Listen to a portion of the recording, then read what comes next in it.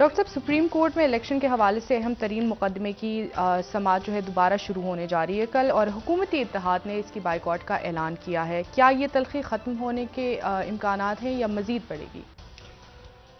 देखिए, ये तो हम कुछ नहीं कह सकते कि कल सुप्रीम कोर्ट कमरा नंबर 1 जहाँ पे चीफ जस्टिस साहब बैठते हैं वहाँ पर क्या सूरत हाल डेवलप होती है, क्योंकि तमाम दिन जो है वो जब से ये अदालती कार्रवाइयाँ हो रही हैं तो मुख्तलिफ बेंच बन रहे हैं, टूट रहे हैं, मुख्तलिफ तौजीहात सामने आ रही हैं, सब कुछ हो रही है। लेकिन इस वक्त जो सूरत हाल है उस तक पे हम बात कर सकते हैं। अभी ये है कि जो हुकूमती इत्तेहाद है, और ख़ास तौर पे हुकूमती इत्तेहाद भी मैं नहीं कहूँगा, मैं यहाँ पे वज़ीर आज़म हाउस पे चले जाते हैं बराह रास्त, क्योंकि हुकूमती इत्तेहाद आगे पीछे दाएं बाएं वो तो इतना कोई मैटर नहीं करता जमात। जी। जो इसका ढोल है या अच्छाई या बुराई, ये सारी की सारी वो जानी है वज़ीर आज़म शहबाज शरीफ साहब।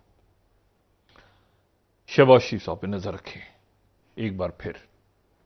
तो शहबाज शरीफ साहब जो हैं, कल आप ये देखें ना कि कल जो हुकूमती इत्तेहाद जो हुकूमती अरेंजमेंट है, ये जो इत्तेहादी हैं सबका जो इजलास हुआ, उसके बाद प्रेस कॉन्फ्रेंस एक रखी हुई थी, प्रेस कॉन्फ्रेंस ही पोस्टपोन हो गई। क्योंकि कोई फिर ये हुआ कि जी इसको एलामिया को कैसे जारी किया जाए, एलामिया को प्राइम मिनिस्टर हाउस के ऊपर जारी किया जाए, या कोई पीडीएम पे सदारत कौन कर किसने की है, वो पीडीएम का इजलास है या वजीर आजम सदारत कर रहे हैं, तो फिर मौलाना मतलब एक बहरहाल उसमें फिर ये आ गया कि शुरका इतने थे और ये इतने। तो अब ये है कि वजीर आजम पार्लिमानी पार्टी का इजलास करेंगे, जी। और उसके बाद फिर सऊदी अरब नवाज शरीफ साहब भी जा रहे हैं, मरीम साहबा भी जा रही हैं, शहबाज शरीफ साहब भी जा रहे हैं। कोशिश हो रही है कि किसी तरह वली अहद और वज़ीर आज़म मोहम्मद बिन सुलेमान से शहबाज शरीफ साहब की मुलाकात हो जाए। लेकिन रियाद से जो खबरें हैं वो ये हैं कि अभी तक कोई मुलाकात तय नहीं हुई, सही। और वहाँ से ये कहा जा रहा है कि ये उम्रा और ये जो इबादत के लिए तो लोग आते हैं, कोई जो मुलाकात होती है सरकारी दौरा, इसका उसका एक प्रॉपर एक तरीक़ाकार है, और रमज़ान में मसरूफियात बहुत हैं। तो कोशिश करेंगे वली अहद और वज़ीर आज़म के कोई वक्त निकालें वजी शहबाज शरीफ साहब के लिए। और शाही दौरा जो है वो तो मतलब शाही दौरा ही होता है, किसी को भी वो बुलाते हैं तो वो जाहिर है कि वहाँ पे अगर इनवाइट किसी को भी करते हैं तो वो शाही दौरा ही होता है। तो शाही मतलब मेहमान के तौर पे बहुत से लोग जाते हैं। इशू इम्पॉर्टेंट ये है कि नवाज शरीफ साहब कई सालों से एक उनका रूटीन हमेशा से रहा है, हमें पता है कि वो रमज़ान का आखिरी अशरा जो है कोशिश उनकी होती है कि वहाँ पे सऊदी अरब में गुजारा जाए। लेकिन इसको इसमें क्या कोई पॉलिटिकल वहाँ पर शहबाज शरीफ साहब क्योंकि जाएंगे तो शहबाज शरीफ साहब की हैसियत वज़ीर आज़म की होगी, तो उनका जी। एक डिफरेंट प्रोटोकॉल होगा। नवाज शरीफ साहब का क्या तो, लेकिन ये मेरे ख्याल से सेकेंडरी इश्यूज हैं इस वक्त। इंपॉर्टेंट बात यह है कि कल कमरा नंबर 1 में क्या होगा, कोर्ट नंबर 1 में जो है वो सुप्रीम कोर्ट की क्या हो सकता है। तो यहाँ पर अब जो है ना सेकंड थॉट्स आ रही हैं, यानी परेशानी है थोड़ी सी वज़ीर आज़म हाउस में। अच्छा। और वज़ीर आज़म हाउस में परेशानी इसलिए है कि वो कहते हैं ना कि कदम बढ़ाओ शहबाज शरीफ हम तुम्हारे साथ हैं। तो ये वाला खेल तो नहीं हो गया, ये सानू नहर वाले पुल पे बुला के वाला खेल तो नहीं हो गया उनके साथ, कि उनको कल पता चला कि अटॉर्नी जनरल साहब जो हैं वो बहुत शरीफ नफ्स आदमी हैं, बड़े अच्छे। तो नए नए वो आए, और आते ही वो पिछली समात में गए थे। अच्छा, उसका ऑर्डर ऑफ द कोर्ट नहीं आया था उस दिन, तो ये हम नहीं जानते कि वो सुबह जाएंगे।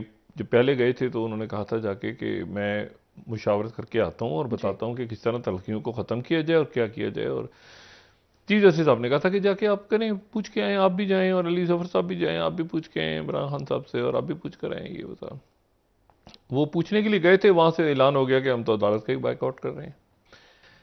अदालती कार्रवाई का बाइकआउट करना एक बड़ी कानूनी गलती है, बड़ी आईनी और कानूनी गलती है कि आप अदालती कार्रवाई का बाइकआउट कर दें। ठीक है। यानी देखें ना, इमरान खान साहब को बुला रही है अदालत, इमरान खान साहब कह रहे हैं मैंने आना है लेकिन मुझे सिक्योरिटी फराहम की जाए। वो ये नहीं कह रहे कि मैं इस कार्रवाई का ही बाइकआउट कर रहा हूं। ऐसा होता नहीं है कि मैं अदालती कार्रवाई का ही बाइकआउट कर रहा हूं। ये एक अजब सा फैसला हुआ है, जज्बाती सा फैसला, और उसके ऊपर अब मुशावरत हो रही है कि इसका क्या होगा, नतीजा क्या मतलब क्या हो, अदालती कार्रवाई को बाइकआउट करने से क्या होगा, क्योंकि चीफ जस्टिस हैं। अभी जो बात है ना कि फैसला मुतनाज़ हो जाएगा, फैसला ठीक हो जाएगा, इसमें आ रहा है फैसला मुतनाज़। देखें, दो फरीक होते हैं ना, तो एक को सज़ा हो गई, एक को जो है वो बरी कर दिया गया। तो जिसको सज़ा हो गई उसके नज़दीक तो हमेशा ही मुतनाज़ होता है, वही थोड़ी कहेगा बड़ा अच्छा हुआ, क्या फैसला है जी, मुझे फांसी लगा रहे हैं, क्या बात है जी, क्या इंसाफ दिया गया है। तो फैसला तो एक के हक में जाता है, एक के खिलाफ जाता है। बिल्कुल सर। एक बात, दूसरी बात यह है कि इसके ऊपर तो तमाम जज साहिबान के अंदर, तमाम जज साहिबान, इसको तो 90 दिन के ऊपर तो कोई बात ही नहीं कर सकता ना।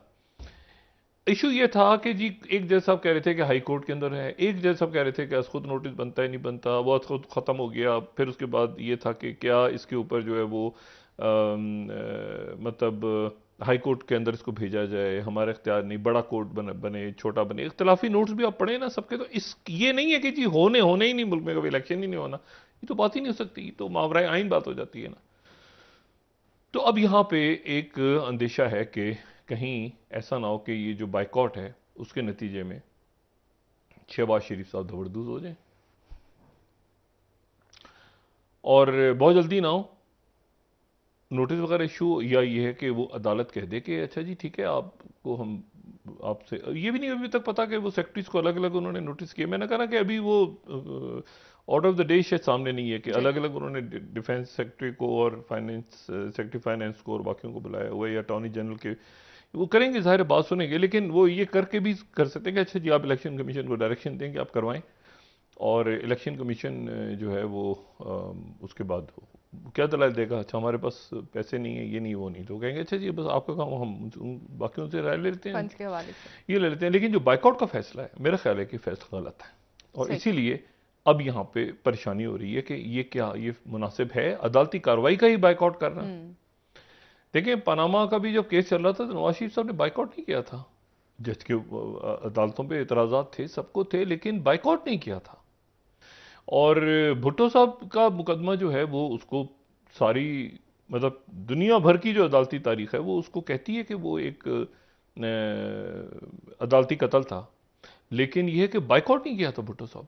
जो बाइकआउट है ना वो एक अजीब सी बात है कि हम अदालती कार्रवाई का, जिसमें चीफ जस्टिस बैठे हैं और बाकी जज साहबान बैठे हैं, तो इसमें जो मुख्तलिफ अब सेकंड थाट्स आ रही हैं वो ये हैं कि अगर इसमें और वो जो फवाद चौधरी साहब कह रहे हैं कि एक जा सकते हैं, दो जा सकते हैं, अच्छा पीपल्स पार्टी जो है ना, ये मैंने बात पहले बताई थी, पीपल्स पार्टी और नवाज शरीफ साहब के दरमियान बिल्कुल ये कोई कैथोलिक मैरिज नहीं है, ये एक यानी एक फ्लड सा है। ये जो इत्तेहाद है ना, ये अरेंजमेंट है, ये इसमें सब ये पावर का है, और इसमें कोई ऐसा नहीं है कि कोई नजरियाती तौर पे सारे।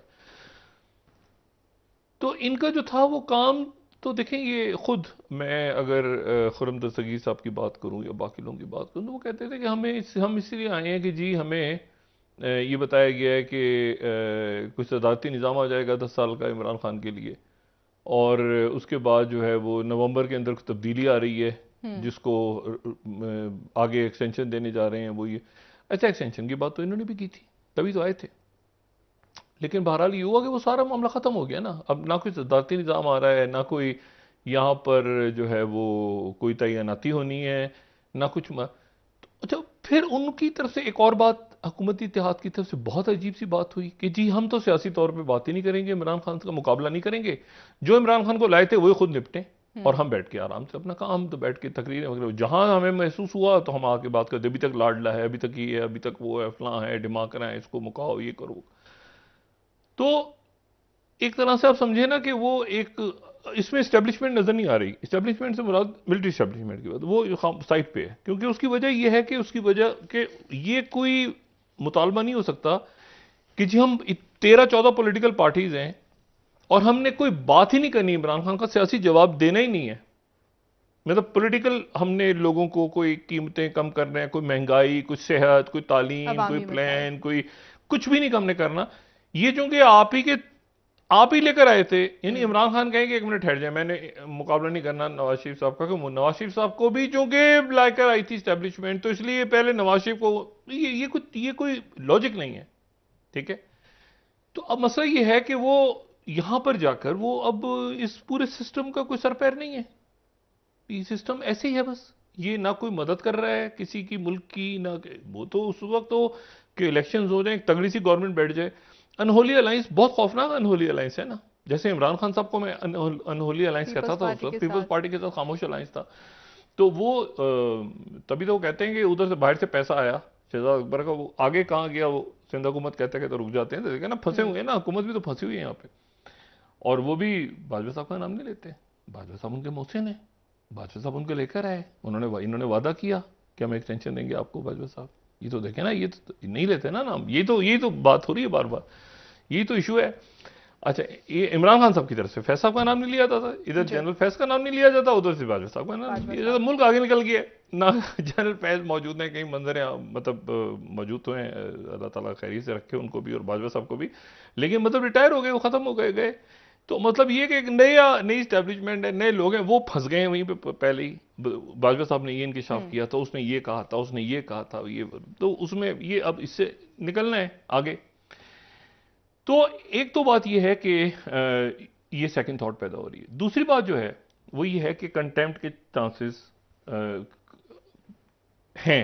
ये बात कही जा रही है कि फवाद आप, चौधरी साहब ने नहीं भी। फौज, नहीं, वजीर आजम साहब को, वजीर आजम के करीब के लोग बता रहे हैं अब खुद कि ये बाइकआउट का फैसला दुरुस्त नहीं था। अच्छा। और वहां जाके दलाइल हमें देने चाहिए थे, हमें इंसिस्ट करना चाहिए था, फुल कोर्ट पे हमें बात करनी चाहिए थी पूरी। अगर हम बाइकआउट ही कर गए सारे के सारे, कोई गया ही नहीं सुबह, हम जाते थे, हम प्रेस कॉन्फ्रेंस करते थे, वो ख्वाजा आसिफ खड़े होते थे, कोई अतौला तारक खड़े होते, कोई बात तो करते थे। अब जब बाइकआउट ही हो गया तो अब तो वो वन साइडेड आके और हम घरों में बैठे हैं सारे। तो ये क्या हुआ, मतलब ये क्या हुआ।